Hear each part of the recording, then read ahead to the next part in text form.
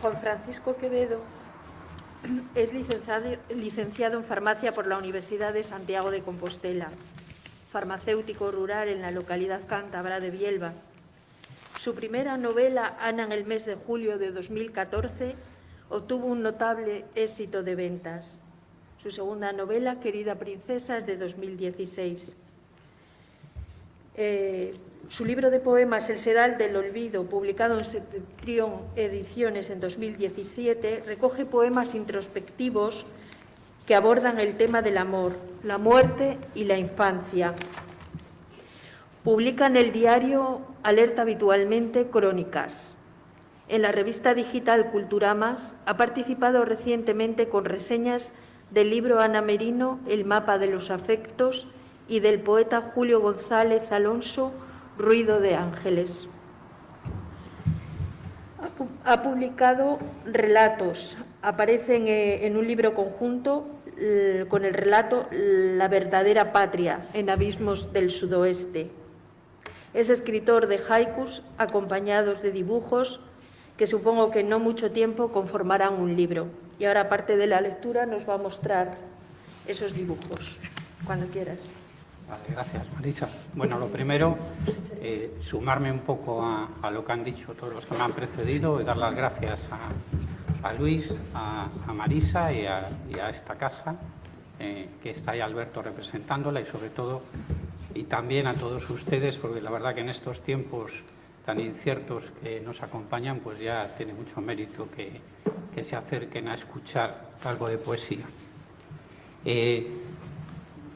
La esencia para mí del haiku japonés, trasladada a nuestra mentalidad, un poco como decías tú antes, tiene un equivalente hispánico sin ninguna duda en el espíritu de la greguería, en el espíritu de Ramón Gómez de la Serna, donde el poder de la imagen se apoya en la palabra y en el ingenio, pasado por el filtro del humor, desde luego peculiar y a veces absurdo de este gran innovador del lenguaje.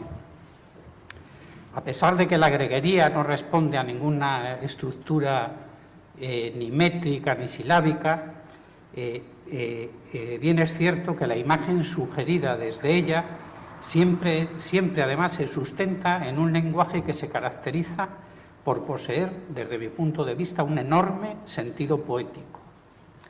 En ella, como en el haiku, se intenta unir, además, el mundo poético con el mundo visual.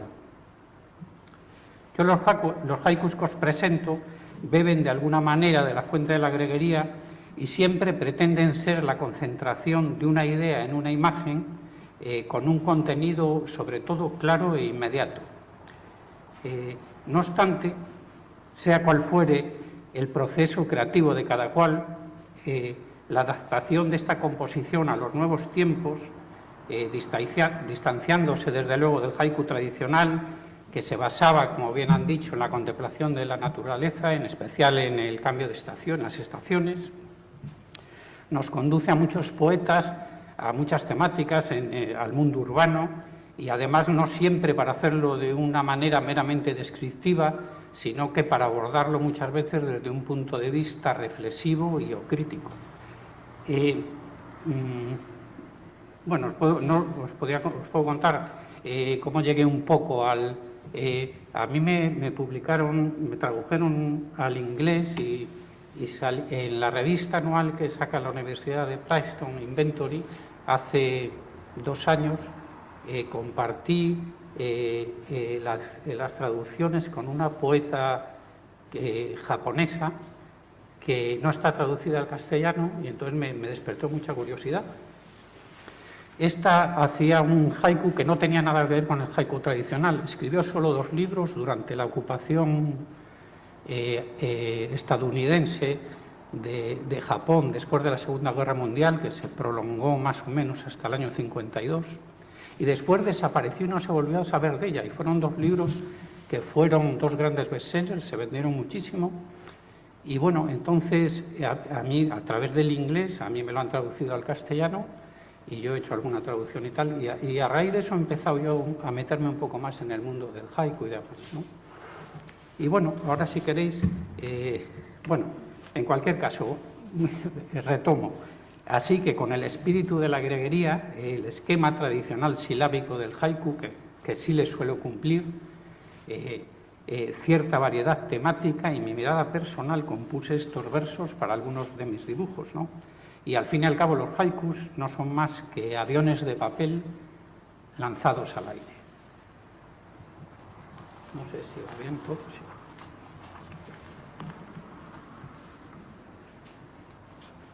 Voy a empezar por una serie de haikus que transmiten, espero que al igual que los dibujos en los que se sustentan, paz y tranquilidad. La niña juega, la inocencia en los flanes, el mar los lleva.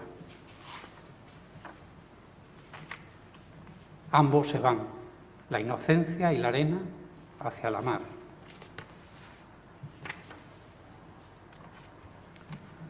Luz en el aire, café por la mañana, clarea el día.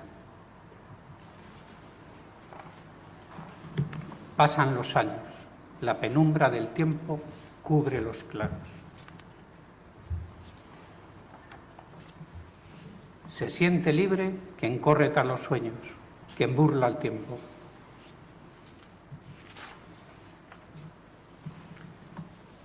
Camino y vida, cada paso una huella antes pisada.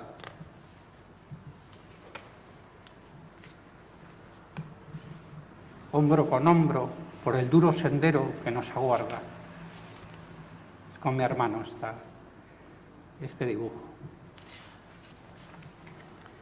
Esta es mi casa de la Cabada, donde pasé las horas más felices de mi infancia y bueno, yo creo que al igual que le pasaba a Ramón, la infancia siempre, aunque es una referencia, y en mi caso además yo creo que poéticamente la uso un poco como vehículo de conocimiento, no solo como un recuerdo melancólico y de añoranza.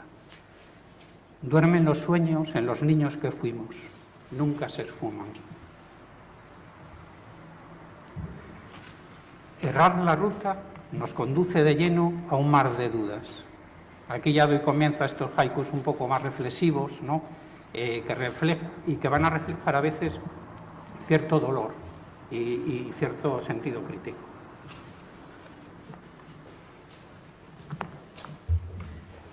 Contempla inerte el imparable giro de la rueca ágil. Es el gran masturbador de Dalí, o pretende serlo al menos. Estación última, donde se pierde el tren de la existencia. Vivir tan poco para callar tan rápido y ser olvido.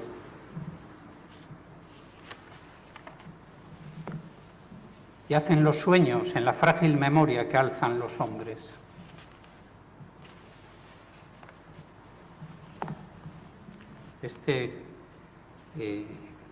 A mí me conmueve, es a través de una fundación, Marcos, en la que colaboro algo, tú eres el que la llevas.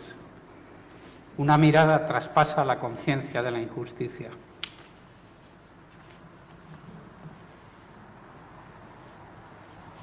Frágiles seres en el tendal del mundo de hambre perecen. Esto ya es un collage que hice hace muchos años, algunos collages que he hecho. Sola, como una pelota en el tejado, la ciudad duerme.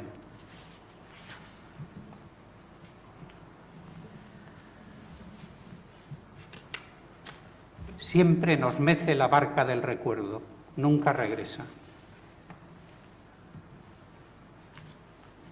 Geometrías, cielos imaginados, vuelo del hombre. Lo conoceréis, el ángel de Gimona, el ángel modernista de Gimona, que por cierto tenemos la estatua de Colón en la Plaza de las Brisas, que es del mismo escultor. Para mí el mejor del modernismo, desde luego. El ángel bueno, a la verdad del hombre, rinde su espada. Sin esperanza, circundada en el luto, la muerte aguarda. La trae un cuervo adherida a un adiós, ya nunca más. En el anzuelo muerden y se desangran los inocentes. Arena y sangre reflejan el dolor de un tiempo antiguo. Ahora vienen unos dibujos y una serie que va un poco sobre el arte, la literatura y la verdad que yo veo que se esconde tras ella. Estos dibujos a lápiz son dibujos que hice con 16, 17 años y que les he rescatado de los pocos que conservo. Golpes de luz acompañan al hombre, arte y belleza. Esto sí que, aquí sí que se podéis ver a Gómez de la Serna, yo creo, vamos. Tiene el espíritu, yo creo que es una greguería con forma silábica de haiku. Las caracolas son las rosas que el mar trae a la orilla. Sueña quien lee, revive en su interior, literatura. En el jardín de las delicias tenues, Gauguin ardiente. Ahora vienen un par de ellos o tres sobre el insomnio y sobre esos miedos nocturnos, ¿no? que suelen ir acompañando de algunos fantasmas que nos susurran al oído a veces frases que no quisiéramos. Noches sin luna susurran al oído frases oscuras. Tristes agüeros en las noches de insomnio muerden los sueños. Noche de insomnio. Pensamientos oscuros me abren los ojos. En la ciudad, en la mañana herida, por siempre tuya. Ahora ya una serie de haikus que son los últimos, que van un poco sobre la tierra, sobre ese arraigo a la tierra, a las zapatillas que marchas de barro, no en el sentido de patria, en el sentido del sitio ese pequeño de referencia. Tierra rasante de ocres que abren el paso al caminante. Con la mirada escrutar el futuro, luz y esperanza. Se erige en tierra vigía de los mares, descansa en paz. Y por último, me despido con este, azul en blanco, palidece la tarde en el verano. Muchas gracias a todos.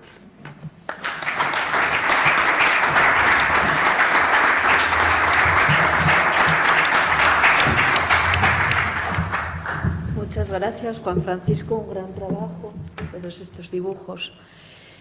Pues yo que echaba un poco de menos un ciclo sobre haikus en Santander, porque sí que se asiste a veces a presentaciones de libros, pero esta jornada hoy ha sido muy enriquecedora porque ha unificado un poco esos dos mundos de Oriente y de Occidente.